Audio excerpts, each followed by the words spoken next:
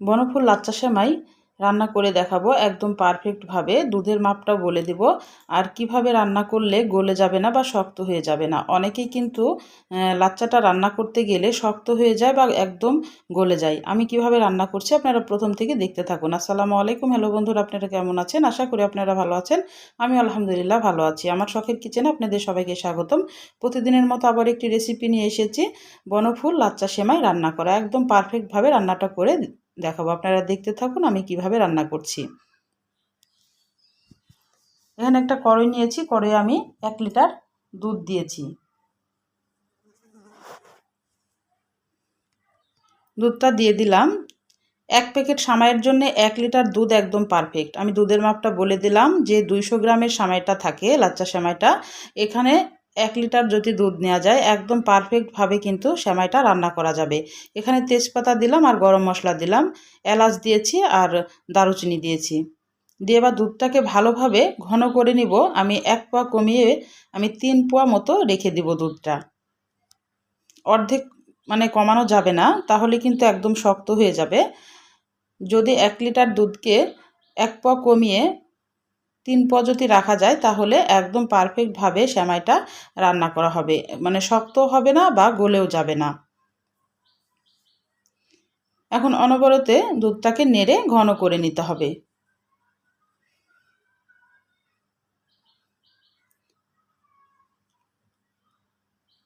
আমি শুধু আজকে দুধ দিয়ে রান্না করে দেখাবো। এখানে অনেক কিছু অ্যাড করা যায়, এখানে গুঁড়া দুধ অ্যাড করা যায় বা কনডেন্স মিল্ক অ্যাড করা যায়। আমি শুধু খাঁটি গরুর দুধ দিয়ে আমি এই সেমাইটাকে রান্না করে দেখাবো।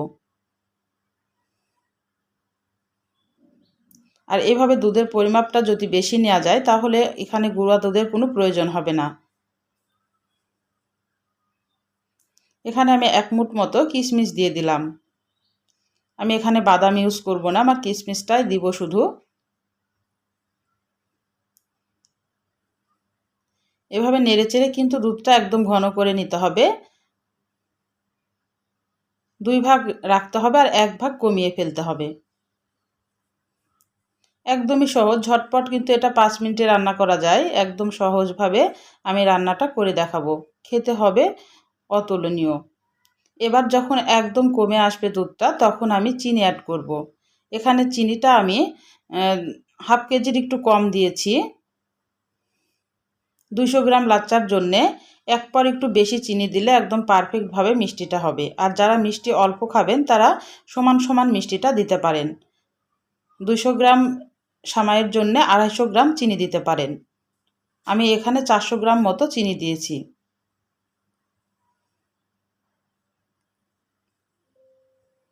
চিনির পানিটা একদম কমে আসা পর্যন্ত জাল করে আবার কমিয়ে নিতে হবে। একটু লবণ দিলাম স্বাদ মতো। চিনির একটা এক্সট্রা পানি থাকে, সে পানিটা যেন কমে আসে ততক্ষণ জালটা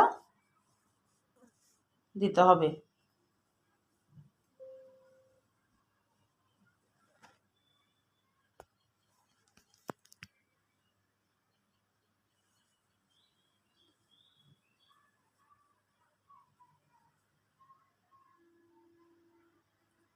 আর জালটা কিন্তু আমি মিডিয়ামে রাখছি। মিডিয়ামে থেকে এভাবে নেড়ে চেড়ে দিতে হবে। মিডিয়ামে রাখলে কিন্তু দুধটা উতলে পড়বে না।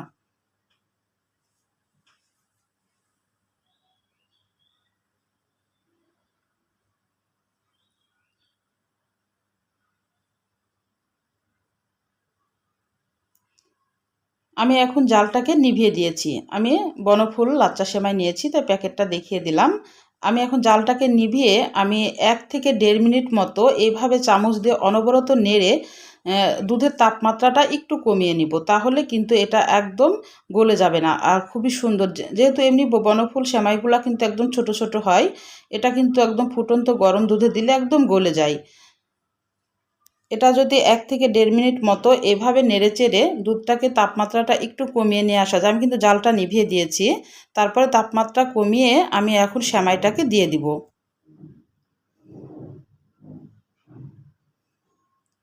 সেমাইটাকে দিয়ে এখন রেস্টে রেখে দিব আধা ঘন্টার জন্যে। আধা ঘন্টা পর কিন্তু একদম সেট হয়ে যাবে।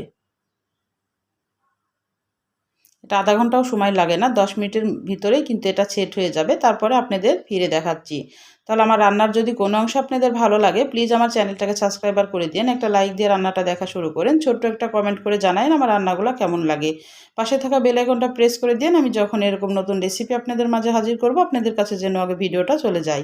আপনাদের একটা লাইক একটা কমেন্ট কিন্তু আমাকে অনেক উৎসাহ করে। আর বন্ধুদের মাঝে বেশি বেশি করে আমার ভিডিওগুলো শেয়ার করে দিন। আমি আধা ঘন্টা পর ফিরে আসলাম, দেখে বুঝতে পারছেন কত সুন্দর হয়েছে। এটা কিন্তু খেতে খুবই মজা লাগে। এইভাবে যদি দুধের মাপটা একদম ঠিকভাবে এই সেমাইটা রান্না করা যায় একদম খুবই সুন্দর লাগে। এখানে কোনো গুঁড়া দুধও ইউজ না করলেও চলবে বা কনডেন্স মিল্ক না দিলেও কিন্তু চলবে। আমি একটু বাটিতে পরিবেশন করে আপনাদের দেখাই দিচ্ছি। আমি বাটিতে একটু পরিবেশন করে উপরে একটু কিশমিশ ছড়িয়ে দিচ্ছি। আপনারা ইচ্ছা করলে এখানে বাদাম কুচিও দিতে পারেন। তাহলে আজকের মতো বিদায় নিচ্ছি। আপনারা সুস্থ থাকবেন, ভালো থাকবেন। আল্লাহ হাফেজ।